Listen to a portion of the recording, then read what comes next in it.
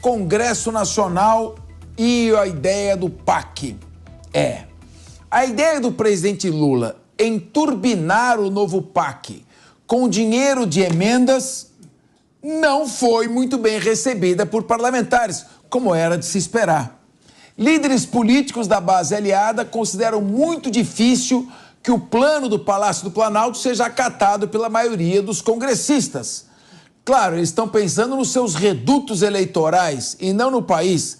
Eles estão preocupados com a próxima eleição e não com a administração pública.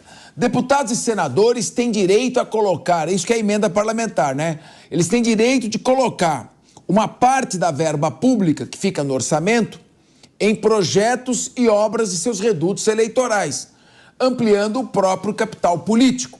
Isso é normal, isso dentro da convivência política é absolutamente compreensível, normal. Os parlamentares ajudam a construir o orçamento, então uma parte desse orçamento é destinado ali para as prioridades da sua região. O problema é que a diferença entre o veneno e o remédio é a dose, né? Segundo o jornal A Folha de São Paulo, o presidente lançou uma ofensiva para tentar convencer os parlamentares a aplicarem emendas no PAC. Mas as contrapartidas foram consideradas pouco atrativas. Por falar em emendas parlamentares, o ministro das Relações Institucionais, Alexandre Padilha, diz que o governo conseguiu empenhar um valor 80% maior do que no ano passado. Foram liberados até o momento cerca de 29,7 bilhões de reais em 2023, contra 16 bilhões em 2022. Vamos ouvir então o que o responsável pela articulação do Palácio no Congresso Nacional, o ministro Alexandre Padilha, disse. Vamos lá. Mostramos esses dados para os líderes, os ministérios mostraram esses dados para os líderes. Nós temos de empenho 80% a mais das emendas parlamentares este ano, comparado com o ano passado, o último ano do governo anterior. 80% a mais, são quase 30 bilhões de reais de emendas individuais, de comissão, de bancada já empenhadas nesse momento, comparado com cerca de 17 bilhões de reais no último ano do governo anterior. Um ritmo de pagamento também maior. Bom, vamos discutir um pouco essa questão? Meu querido Wilson Pedroso, carinhosamente chamado de Wilsinho pelos seus poucos amigos, entre os quais eu me incluo. Wilson Pedroso, a questão é a seguinte, o parlamentar, ele quer quanto mais melhor para ele. É que nem pombo, você deu ração, ele não sai de lá, ele volta toda hora. Então, é muito difícil um parlamentar aceitar colocar uma emenda parlamentar destinada à sua região e aí falar, olha, eu vou colaborar com o governo, vou tirar a emenda parlamentar dessa minha região, vou passar uma parte para outra região que tem uma maior prioridade. Ou aquela obra que eu tinha combinado e prometido para o prefeito, eu não vou mais fazer. Vou fazer um outro tipo de investimento que talvez ele não queira. Então, como é que fica essa questão do governo tentar convencer o parlamentar a ir contra os seus próprios interesses e botar dinheiro dentro de uma linha de gestão do governo e não dentro dos interesses paroquiais e regionais do parlamentar? Cabeça, quem perde é a população nessa briga política, porque nada mais é do que uma briga política de quem é o padrinho da obra. Quando a obra começa e é feita pelo governo federal, existem diversos padrinhos e muitas vezes até um ministro local. Ou seja, o parlamentar não quer que o ministro que concorre com ele localmente no estado seja o beneficiado politicamente. Ele quer ser o próprio padrinho. E como ele força para ser o próprio padrinho? Colocando dinheiro direto em obras via prefeitura, onde o carimbo é exclusivamente dele, parlamentar, e no dia da inauguração ele é o padrinho, e não o ministro, não o prefeito, não o governador, não o presidente. Então, isso não passa de briga política e quem perde é a população. Diego Tavares, a população perde porque o governo tem uma linha, uma sequência no PAC, por exemplo, plano de aceleração do crescimento, e que ele vai fazer os seus investimentos. Exato. Então ele tem lá o seu desenho administrativo. Normalmente, até isso tem, em alguns casos, e muitos deles, um governo, mesmo sendo oposição ao outro, ele não interrompe, porque não tem como interromper essa linha de gestão. Quando você tira um dinheiro que está dentro de um planejamento de investimento, para dividir esse dinheiro entre parlamentares, qual é a consequência, o perigo que isso aconteça? Bom, professor Capês, primeiramente uma boa tarde ao senhor, boa tarde, Ana, boa tarde, Wilsinho, boa tarde ao nosso Zé Américo, que estava preso no elevador também, Zé Américo? Exatamente. Porque eu fiquei preso hoje no elevador subindo para cá. Mas, pessoal, a questão que o Wilsinho trouxe aqui é muito pertinente. Que jeito de receber o convidado segurando ele preso no elevador por 20 minutos. Fala, Tavares. Mas eu concordo com o Wilsinho que é uma questão eminentemente política. O que acontece?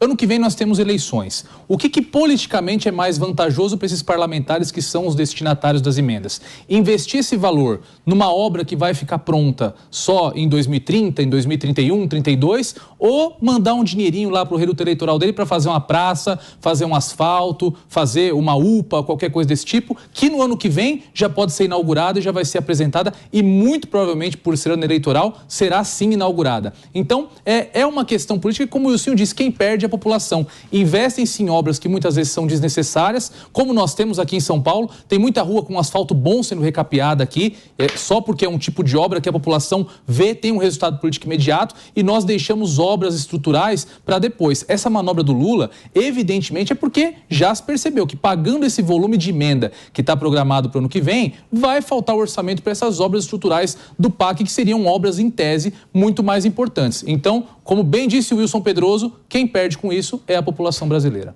Ana Beatriz, só para ouvir a Ana Beatriz, que o Wilsinho, vou fazer o Wilsinho Talk Show, só ele quer falar. Eu queria fazer um complemento. Então, por favor. Porque muitas vezes fica nessa discussão das emendas, aguardando a destinação das emendas para as grandes obras, e as obras ficam paradas por conta de falta de recurso. Tem isso também de ruim. Tudo bem, bem colocado. Ana Beatriz, que missão do Alexandre Padilha? Ele tem que convencer os parlamentares que a obrigação deles é votar. Ele tem que convencer os parlamentares que eles foram eleitos para votar. E não, eles dizem, não, eu só vou votar se eu receber a minha emenda parlamentar. Como é que funciona um Congresso Nacional dessa maneira? Como é que pode caminhar com um Congresso Nacional dominado por um centrão que só vê os seus próprios interesses? Bom, Capês, a gente sabe que esse não é um problema deste governo, agradar o centrão. E mais do que nunca, nós vemos que there's no free lunch, como dizem por aí. É exatamente como você comentou. Se a gente precisa de votação, se a gente precisa de aprovação, eles não vão fazer isso porque eles estão muito preocupados com o bem da população e da sociedade do seu próprio eleitorado.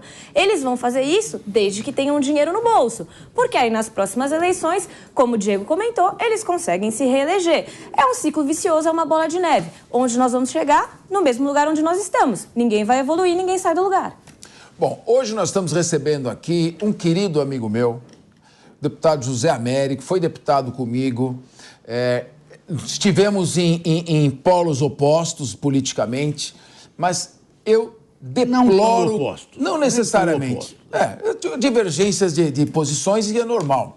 Eu deploro qualquer tipo de sectarismo, agressividade, eu debato ideias, eu não debato pessoas. Me criticaram aqui outro dia porque eu falei isso.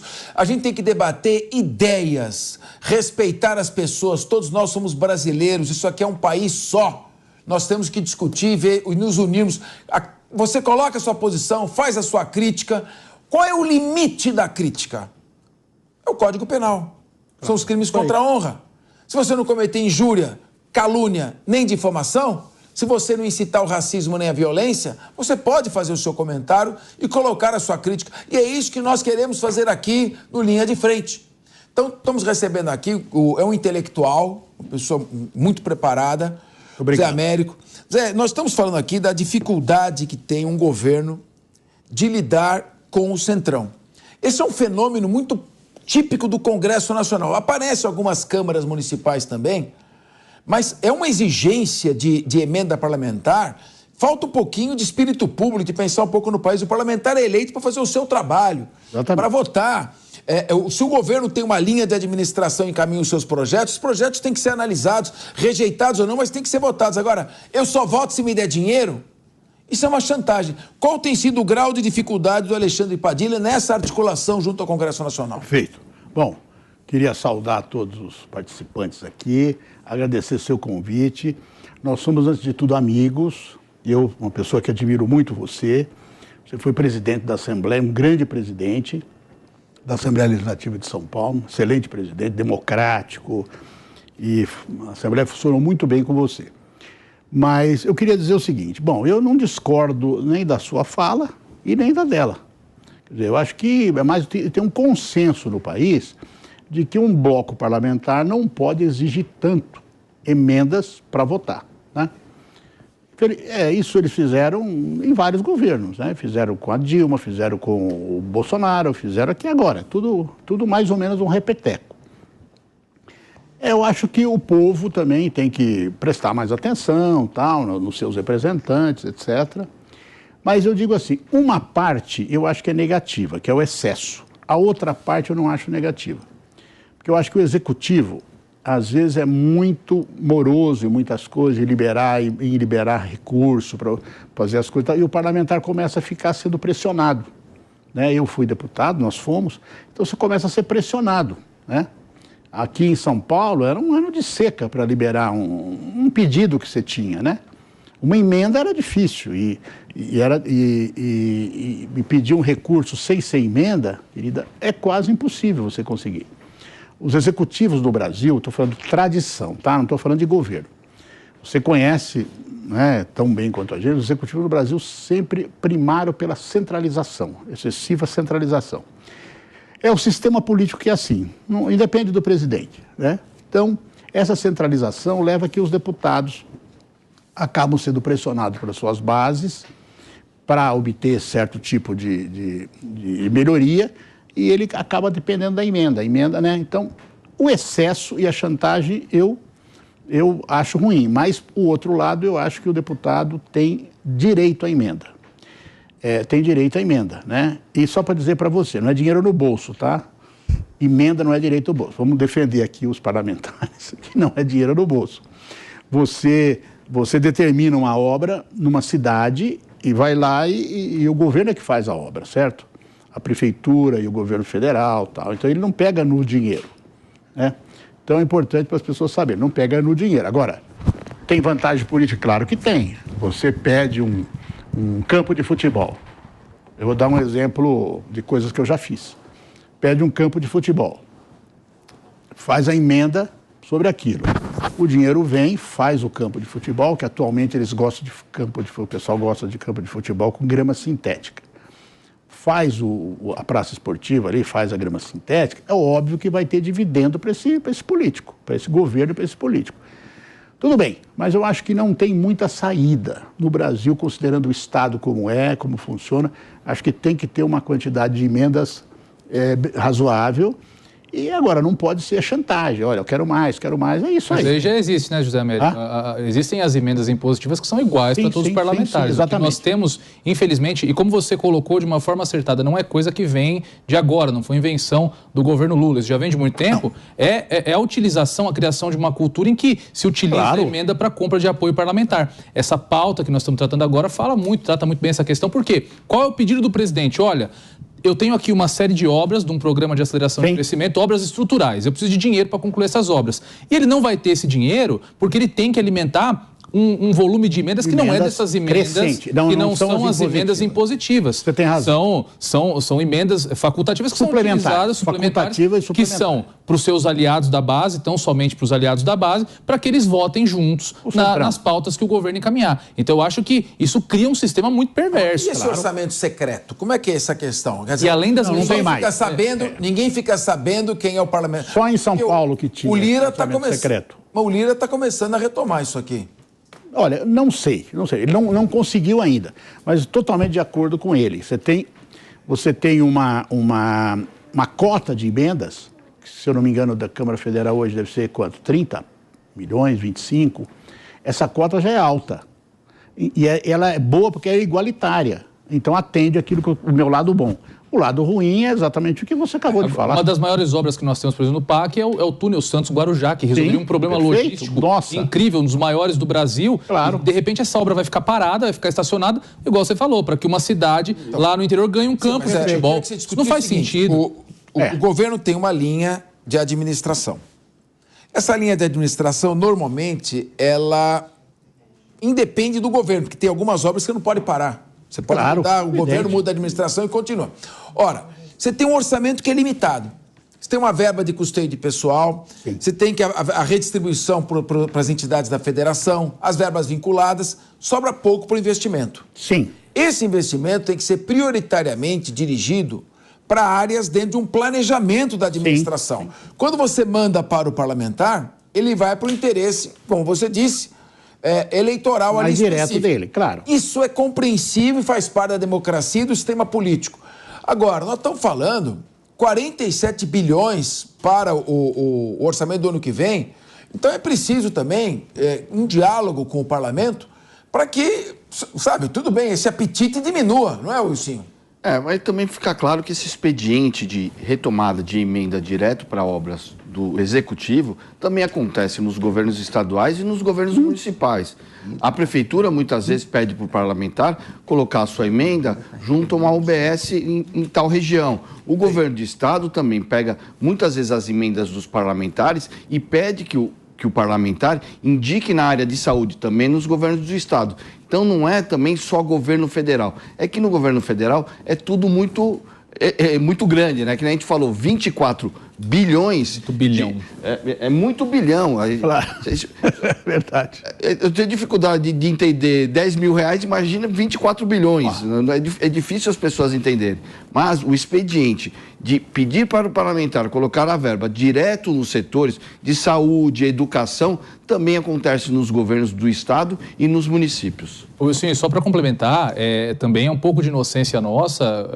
O Zé Américo fez um contraponto aqui à fala da Ana Beatriz a respeito de que esse dinheiro vai para a obra. Deveria ir. Não, vai para a mão da pessoa. Vai para a obra. Mas o que nós temos na prática são diversos escândalos de corrupção também ligados ao repasse de emendas, ao emprego irregular de emenda parlamentar. Sim, o problema da emenda parlamentar também é esse. Aí já é uma questão de desvio de conduta. Claro. Mas tem. E não é raro. Então, o que acontece? Como ele tem o direito de direcionar a verba para lá, ele muitas vezes faz uma combinação de arranjo. Pode ter um acerto com o prefeito. Isso é muito ruim para a democracia. De qualquer maneira, essa questão das emendas e como é que o Alexandre Padilha até faz algum desabafo? Olha, que missão que ele está? Ele é muito amigo meu, eu tenho meu amigo muita também, relação. mas como é que ele faz para... Não, ele sabe que é uma missão difícil, ele tem procurado limitar, né? Quer dizer, então, não deixar que saia tudo, né? Que tentar limitar, dialogar com as bancadas. Como é que ele vai convencer o parlamentar? O parlamentar já tomou conta. Eu quero minha emenda aqui. É isso. Não, aquilo que é emenda impositiva não tem saída, como você falou. Não tem saída. Agora, essas suplementares que a gente chama de facultativa, essas aí ele tem falado que tem tentado baixar, tal, que acha que não vai ser uma explosão. É difícil. Eu gostei que ele admitiu. Eu gostei que ele admitiu que é o governo que mais pagou emenda desses últimos governos. Ele tá... 80% maior do que no ano passado. Aí a pergunta que eu faço é se esses 80% a mais reverteram em 80% a mais de pessoas felizes com o governo, né? Veja, não necessariamente... Você está dando pro Padilha um canivete para ele entrar numa floresta, é isso? É isso. Agora, viu, não reverte necessariamente, porque a oposição recebe também. Sim. Né? A oposição recebe e tal, então não necessariamente reverte. Agora, é o que você falou, quer dizer, uma estica que é muito difícil. Talvez os parlamentares precisam refletir mais, né? A população, quando vota, refletir mais também. Né? Saber escolher, né, na hora de votar. É isso, né? E não ficar na... Mas sabe o que eu estou achando estranho? É o seguinte, o volume de investimento de emendas parlamentares, queria ouvir a mesa, e começando pelo Zé Américo, eu vi todos, não tem refletido num alto índice de aprovação de projetos. Você tira a reforma tributária, porque esse é um projeto que já vem já de antes. O governo está tendo dificuldade em muitos projetos. Então, é um Congresso caro e indócil. Então, é melhor. Sabe que se ele é indócil, então é melhor não ser caro. Então, para com as emendas e continua do jeito que está. Porque o que eles estão aprovando em termos de projeto? É um Congresso conservador, é um Congresso que toma muita posição ideológica, se guia muito pela posição ideológica. Congresso dividido. Dividido, talvez um dos mais ideológicos da nossa história, né? Então, ele, quer dizer, certas coisas não aprovam porque eles são a favor dos bancos, são a favor do capital financeiro, né? E o PT tem uma política um pouco diferenciada nesse caso. Então, você tem choque e dificuldade para aprovar. Você manda projetos mais conservadores, mais de centro e tal, você aprova com grande facilidade, né?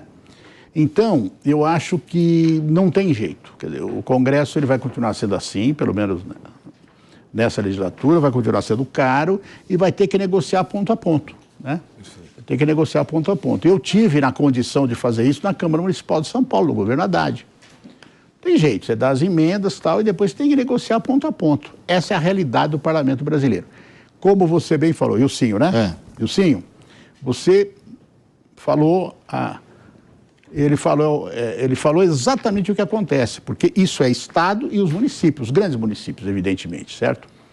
Então, é isso. No Estado de São Paulo, você estava falando, eu falei orçamento secreto. O primeiro orçamento secreto que eu vi foi do Dória. O Dória fez o orçamento secreto de São Paulo. Naquela época que o partido dele eram praticamente inimputáveis, e ninguém podia falar mal, a imprensa tolerava, tal, mas ele fez o orçamento secreto. E a Folha de São Paulo foi lá e contou para quem que ia as emendas. E ele mandou a emenda para todo mundo. Aí ficou, inclusive, muita gente da base do governo, por exemplo, você deve ter ficado chateado, porque ele deu muito mais para gente até de fora. Eu não estava lá na Assembleia, infelizmente. Você não estava? Infelizmente. Tá. Então ele deu a mais para alguns. Bom, tudo bem, isso foi. Agora, queria dizer o seguinte, gente, isso não é corrupção, certo? Não é corrupção. Corrupção acontece, você tem coisas assim de aplicação de emendas, onde tem trambique e tal, com o que essas emendas, elas favorecem o trambique. Perfeito. Porque o parlamentar tem lá os seus nichos lá, que ele cunhou durante a campanha, e sempre é... Ele conhece o prefeito. Mas não deixa de ser uma compra de apoio por orçamento. Emenda parlamentar, se é um mal necessário, tem que ser um mal menor. Tem que ser um mal menor. Não pode custar tanto quanto está custando.